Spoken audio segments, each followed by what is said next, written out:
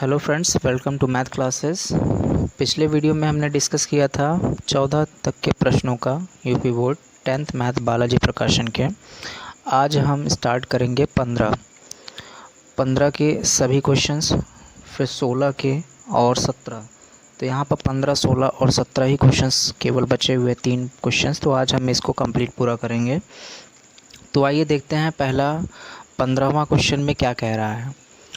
बिना लंबी विभाजन प्रक्रिया के सिद्ध कीजिए कि निम्न में से प्रत्येक परिमेय संख्या का प्रसार अशांत आवर्ती है। अशांत आवर्ती आपको क्या करना है, यहाँ पर शो करना है कि यह एक परिमेय संख्या जो है वह शांत ना होकर के एक अशांत आवर्ती है। इसका मतलब यह हुआ कि यह पूरी तरीके से विभाजित नहीं होगी। शांत आवर्ती जो होती है वो हमने पहले ही पिछले वीडियो में हमने डिस्कस किया था कि 2 की घात m और 5 की घात m में हर होना चाहिए। अगर वह नहीं है तो वह अशांत आवर्ती ही होगा, ठीक है, और अगर है तो वह शांत आवर्ती होगा। तो आइए इसको हम कैसे हल करेंगे देखते हैं। तो हम यहाँ पर लिखेंगे दी गई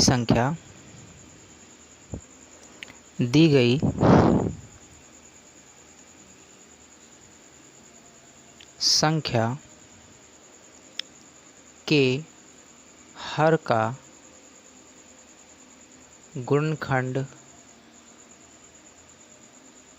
करने पर। तो दी गई संख्या जो है वो 180 है। तो यहाँ पर हम 180 का गुणनखंड करते हैं। 2 से करेंगे तो 90, फिर 2 से करेंगे तो यहाँ पर 45 होगा। फिर यहाँ पर ये 3 से विभाजित होगा। 15 3 45 वैसे होता है, और 3 से करेंगे तो 3 5 15 होगा, और यहाँ पे 5 से करेंगे तो 5 एकम 5 हो जाएगा। तो इसका मतलब यहाँ पर जो 180 का गुणनखंड आया है वह आया है 2 × 2 × 3 × 3 × 5। जब इसको हम सॉल्व करेंगे आगे तो 2 की घात 2 × 3 की घात 2 × 5 ये आ रहा है। अब यह अशांत आवर्ती है कैसे, उसको ज़रा हम देखते हैं। हम क्या करेंगे, 66/180 लिख देंगे। उसके बाद हम 66 बटे में हम क्या कर देंगे, 2 की घात 2, 3 की घात 2 और × 5 लिख देंगे। अब हम यहाँ पर 3 की घात 2 से इसको विभाजित करते हैं। अगर ये पूर्णतः विभाजित हो जाता है तो इसका मतलब यहाँ पर ये शांत आवर्ती बन जाएगा। लेकिन अगर पूर्णतः विभाजित नहीं हो रहा है, 2 की घात m और 5 की घात n के साथ भी एक अभाज्य संख्या अगर आ रही है तो वह एक आवर्ती जो होगा वो अशांत होगा। तो हम यहाँ पर इसको अगले स्टेप में ये भी लिख सकते हैं, 2 की घात 2 ही रहने दीजिए, 5 रहने दीजिए, और यहाँ पर 3 × 3 कर लीजिए, क्योंकि हम 3 से ही विभाजित कर रहे हैं तो इसको हम चेक कर लेते हैं। तो यहाँ 2 से करेंगे तो यहाँ पे 3 से करेंगे तो यहाँ पे हो जाएगा 22, ठीक है। इसके बाद अगर हम अगले स्टेप में जाएंगे तो 22 बटा जो हो जाएगा वो हो जाएगा 2 की घात 2 × 5 × 3। अगर हम इसको कट करते हैं तो यहाँ पर ये 11 आ जाएगा। तो इस केस में हम यहाँ पर कह सकते हैं कि 11/2 × 5 × 3 आ रहा है। तो 2 की घात 1 और 5 की घात 1 भी है, लेकिन यहाँ पर जो देखिए 3 आ रहा है, यह इस संख्या को पूर्णतः विभाजित नहीं करेगा, यह आवर्ती होगा, वो भी अशांत वाला, ठीक है। तो हम यहाँ पर लिख सकते हैं दी गई संख्या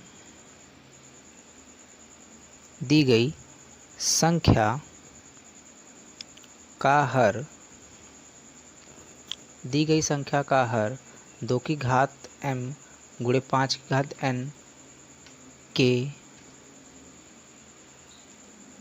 रूप का नहीं है,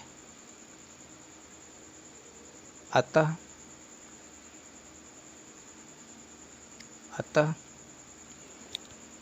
संख्या अशांत आवर्ती है। यही आपको इसमें सिद्ध करना था। अगला प्रश्न है जिसमें लिखा है कि 29/343 आपको फिर से वही अशांत आवर्ती ही सिद्ध करना है। तो इसको भी हम कैसे करेंगे, पिछले प्रश्न की ही बात करेंगे। हम यहाँ पर लिखेंगे संख्या संख्या के हर का गुणनखंड करने पर। तो संख्या के हर का गुणनखंड करेंगे तो यहाँ पर हो जाएगा 343, और इसको अगर हम भाग करें तो यह 2 से भी नहीं कटेगा और 3 से भी नहीं कटेगा, यह डायरेक्ट जो है वो 7 से ही कटेगा, 7 से विभाजित होगा। यहाँ पर करेंगे तो 7 चौको 28, बचेगा यहाँ पर 6, 7 नवा 63, फिर 7 से करेंगे तो 7 सत्ता 49, और 7 से करेंगे तो ये, क्योंकि यह 7 का घन है तो ये 7 से ही विभाजित हो रहा है। अतः हम 343 को क्या लिख सकते हैं, 7 की घात 3। इसमें तो 2 की घात m और 5 की घात n है ही नहीं, 2 और 5 है ही नहीं, और 29 जो है वह 7 से विभाजित भी नहीं होगा। तो हम यहाँ पर इसको हम क्या लिख सकते हैं, अगले स्टेप में 29 बटा 7 की घात 3। तो यहाँ पर लिखेंगे क्या, दी गई संख्या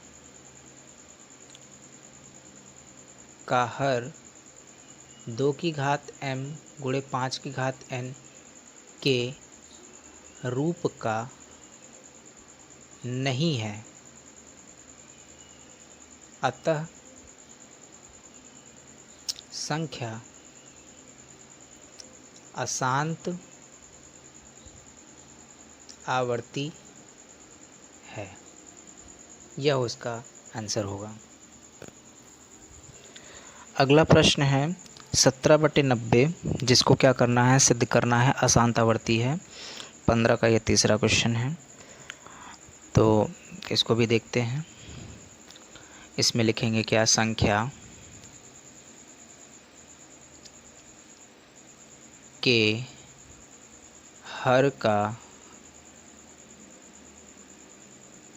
गुणनखंड करने पर। तो संख्या के हर का गुणनखंड करेंगे, इसका मतलब हम 90 का गुणनखंड करेंगे, 2 से करेंगे तो ये 45 हो जाएगा, फिर 2 से करेंगे, 2 से तो नहीं होगा ये फ़िलहाल, ये 3 से होगा, 15 3 45 हो जाएगा, फिर यहाँ पर 3 से करेंगे तो 3 5 15 हो जाएगा, फिर यहाँ पर ये करेंगे तो 5 एकम 5 हो जाएगा। तो इसका मतलब यहाँ पे 90 को हम क्या लिख सकते हैं, 2 गुणे 3 की घात 2 गुणे 5।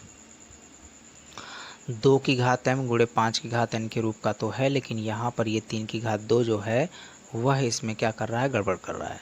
मतलब 17 जो है वो 3 की घात 2 से विभाजित पूर्णतः नहीं होगा, और जब 17 जो है 3 की घात 2 से पूर्णतः विभाजित ही नहीं होगा तो इसका मतलब है कि यह अशांत आवर्ती कहलाएगा। तो हम यहाँ पे लिखेंगे क्या, 17/2 की घात 2 गुणे 3 की घात 2 गुणे 5। ये 3 से ना 17 कटेगा, और 3 की घात 2 से, 3 की घात 2 का मतलब यह हुआ कि 3 को 2 बार लिखेंगे, और 3 से ही यह 17 नहीं कट रहा है, तो 3 एक एक्स्ट्रा भी बच रहा है, मतलब 9 से कुल मिलाकर के 17 नहीं कट रहा है, और 2 की घात यहाँ पर 1 और 5 की घात 1 होने का कोई फ़ायदा नहीं मिल पाएगा इसमें। तो यह हम लिखेंगे क्या, दी गई संख्या, दी गई संख्या का हर 2 की घात m गुणे 5 की घात n के रूप का नहीं है, अतः संख्या अशांत आवर्ती है। ये इसका हल हो जाएगा। प्रश्न संख्या 16 सेम टू सेम पिछले क्वेश्चन की भांति ही है। 15 क्वेश्चन जो नंबर था उसमें भी आपको क्या करना था, वही लैंग्वेज थी कि बिना लंबी विभाजन प्रक्रिया के सिद्ध कीजिए कि निम्न परिमेय संख्या अशांत आवर्ती है, और इसमें भी यही करना है। तो पिछले प्रश्न में तो थोड़ा सा आपको क्या करना पड़ा था, जो हर था उसका गुणनखंड करना पड़ा था। इसमें तो हर का गुणनखंड भी नहीं करना है, आपको सिंपल सी केवल भाषा ही लिख देनी है। यहाँ पर जैसे कि 11/2 और गुणे 3 लिखा हुआ है, इसमें तो सिंपल सी एक भाषा लिख देनी है कि यह 2 और 5 का रूप का नहीं है, इसका मतलब यह अशांत आवर्ती है। इसी प्रकार से इसमें भी ऐसे ही आपको क्या करना है, लिखना है। तो आइए इन दोनों प्रश्नों को जल्दी से कर लेते हैं, उसके बाद 17 नंबर प्रश्न देखते हैं। इसमें हम लिखेंगे दी गई संख्या का हर 2m गुणे 5n के रूप का नहीं है, अतः संख्या अशांत आवर्ती है। बस इसमें आपको यही लिख देंगे, बस इतना ही इसका हल है। अगला प्रश्न है 73/2 3 गुणे 5। अब इसमें देखिए 3 से 73 तो कट नहीं रहा, तो इसका मतलब है अगर ये पूरी तरीके से विभाजित कर देता है इसको तो यह शांत हो जाता, और अगर यहाँ पर ये विभाजित नहीं कर पा रहा है, इसका मतलब है यह क्या होगा, एक प्रकार से इसके साथ ही लगा रहेगा हमेशा, और यह अशांत आवर्ती का होगा। तो इसमें भी हम ऊपर वाली ही लैंग्वेज पूरी तरीके से लिखेंगे क्या, दी गई संख्या का हर 2m गुणे 5n के रूप का नहीं है। इसमें आप ये समझिएगा 2m गुणे 5n के रूप का नहीं है, इसका मतलब ये नहीं हुआ कि 2m और 5n नहीं है, होने के अलावा भी अगर आपका 2m गुणे 5m के रूप का ही केवल होना चाहिए, तभी यहाँ पर क्या होगा, वह पूरी तरीके से शांत आवर्ती होगा। अगर यहाँ पर कोई भी अन्य अभाज्य संख्या इसके साथ लग गई, उससे हम क्या करेंगे, पहले अंश को डिवाइड करेंगे। अगर अंश डिवाइड नहीं हो रहा है पूरी तरीके से, तो इसका मतलब वह अशांत होगा, और अगर डिवाइड कर दे रहा है तो वह शांत हो जाएगा। हर नीचे जो बचेगा एक प्रकार से 2m गुणे 5n के रूप का ही होना चाहिए। तो इसका मतलब यह हुआ 2m गुणे 5n के रूप का नहीं है, इसका मतलब यह हुआ कि यहाँ पर पूर्णतः 2m गुणे 5n का रूप का नहीं है। इसका मतलब ये नहीं हुआ कि यहाँ पर 2m गुणे 5n के रूप का दिख रहा है, लेकिन यह इसके साथ लगा हुआ है। तो आप ये भी लिख सकते हो, तो 2m गुणे 5n के रूप के अलावा किसी एक अन्य अभाज्य संख्या के का गुणज है, ये भी आप लिख सकते हो। नहीं है, आगे फिर इसको लिख सकते हैं, अतः संख्या अशांत आवर्ती है। यही आपको इसमें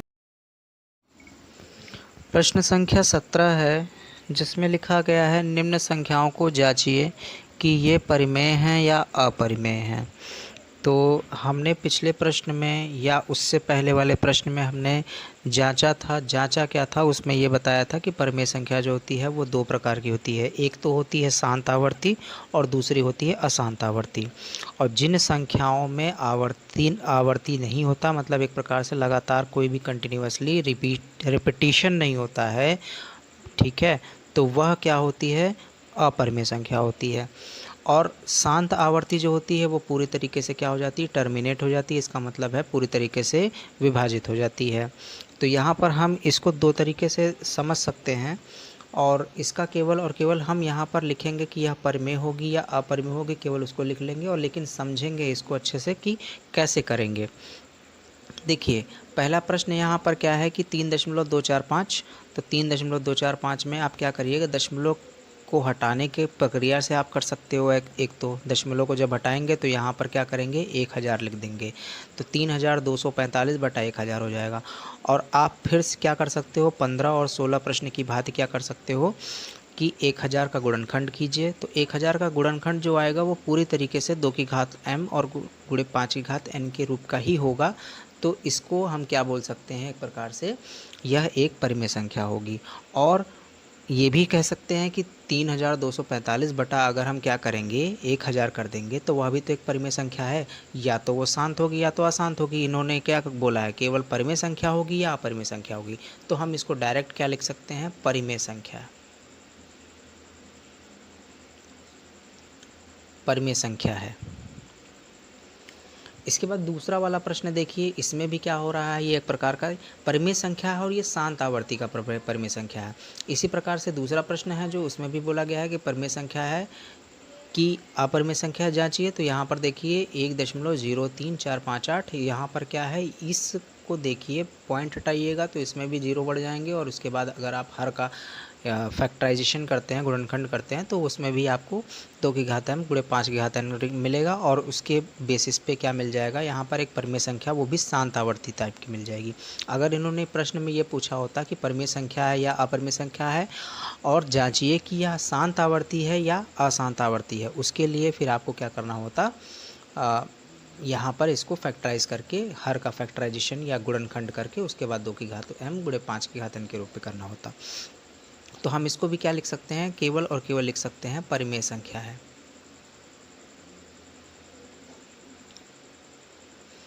अब अगले प्रश्न में ज़रा ध्यान से देखिए, यहाँ पर है 2 की घात, माफ़ कीजिएगा, 2.121 देखिए 121 रिपीट तो हो रहा है, लेकिन अगले स्टेप में यहाँ पर 112 हो जा रहा है। तो ये इस प्रक्रिया में यहाँ पर 121 जो है वो बार बार लगातार रिपीट नहीं हो रहा है, अतः यह क्या होगी, एक अपरिमेय संख्या होगी। इसको हम P/Q के रूप में व्यक्त भी नहीं कर पाएंगे, अपरिमेय संख्या है। इसी प्रकार से ये वाला देख लीजिए, यहाँ पर जो है 43.123456789, अगर हम इसका P/Q के रूप में इसको हम लिखना भी चाहें तो आसानी से लिख पाएंगे, क्योंकि यह क्या है, आसानी से अशांत आवर्तीय परिमेय संख्या है। तो इसको हम क्या लिखेंगे, परिमेय संख्या है। तो इस प्रश्नावली का सबसे आखिरी क्वेश्चन था जो कि समाप्त होता है। मिलते हैं अगले वीडियो में अगले चैप्टर के साथ, तब तक के लिए जय हिंद।